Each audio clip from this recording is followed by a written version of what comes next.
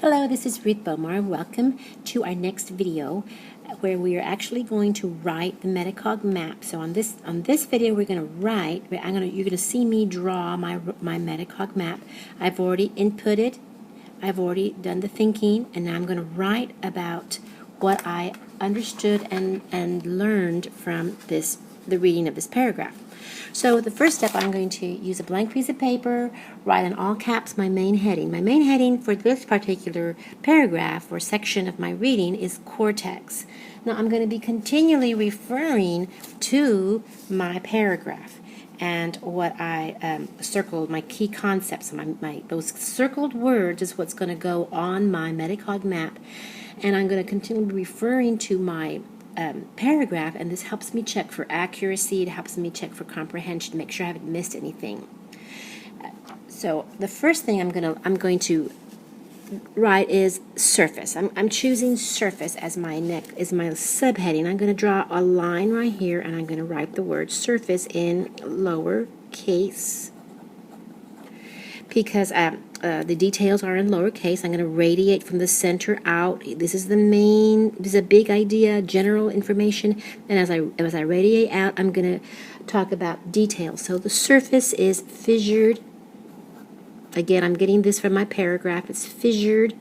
It is, what else? Folded. Fissured and folded. Apparently they mean two different things. And what color is it? It's gray matter.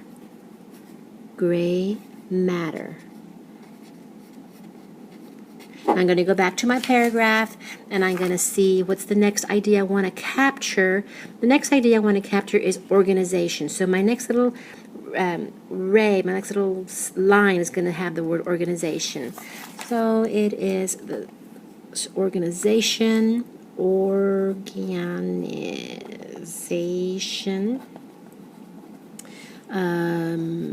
structure. The organization, the structure, let me see, the organization, the structure, that is the tissue of the cortex, cortical tissue. I'm going to go ahead and write the word cortical. I'm going to rotate so I can write it. Rotate my paper. I'm going to write the word cortical because that seemed to be a very fancy adjective for the word cortex. I'm going to go back around. Organization, structure, tissue. That is why the cortex has a central role in learning.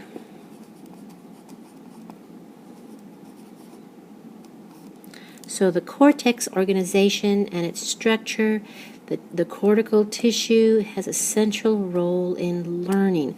Now I'm going to go back to my paragraph and decide what are the next concepts I'm going to capture. And the next concept I'm going to capture is that word connectivity. Another word for connectivity is dense network. So I'm going to use the word network because I understand that word. It's a word I'm familiar with. I'm going to go ahead and rotate my paper to continue writing. Remember, the theory behind this approach is that as I rotate, I'm not going from left to right. I'm rotating. I'm activating my corpus callosum, which is those fibers between my left and right hemisphere. So I'm using both sides of my brain, going from big picture to detail, detail to big picture. So right here I'm going to write the word network. Network. Well, the network of the cortex is like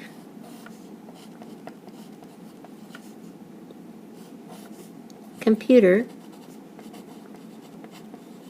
I'm going to go ahead and write telephone and telephone. Make sure you can read it. Telephone networks. Now I went ahead and added this sentence in there, this concept, because it's previous knowledge.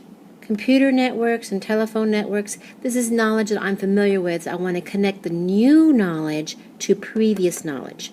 So the next word I want to add here is connectivity. Networks are connectivity or connection, connectivity. See, how will I going to write this connectivity? I'm going to go ahead and rotate because I'm going to run out of space on my paper. So I'm going to go ahead and rotate. Connectivity is, I'm looking at my paragraph so I can remember what that word connectivity. Connectivity, 1 trillion neurons linked by 10 trillion connections. Okay, that's what connectivity is. Connectivity. 1 trillion neurons. 1 trillion neurons, and they're connected by, we're going to say with 10 trillion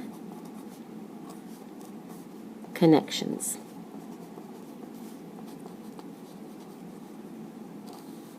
So the cortex is a network. I'm going to rotate my paper.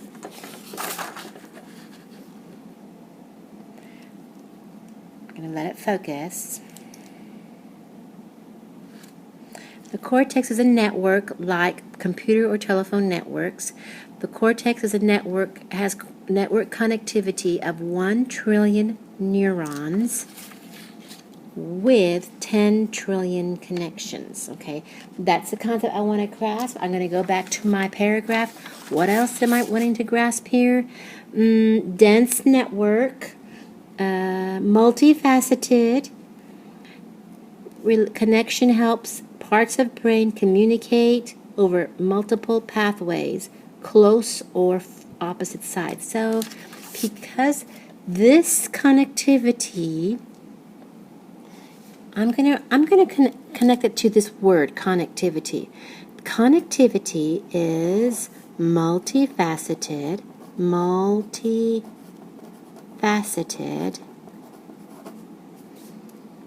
connections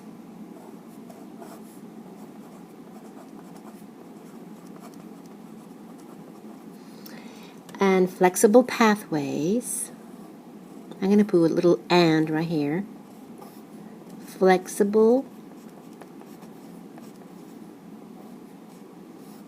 pathways. So what do these multifaceted connections and flexible pathways do? Well, I'm going to refer again to my paragraph, make sure I understand what I'm reading. They allow for, I'm going to go ahead and rotate because I feel like I'm going to run out of the paper here. They allow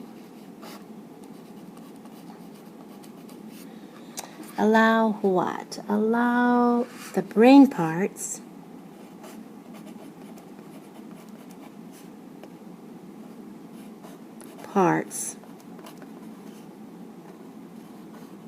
to communicate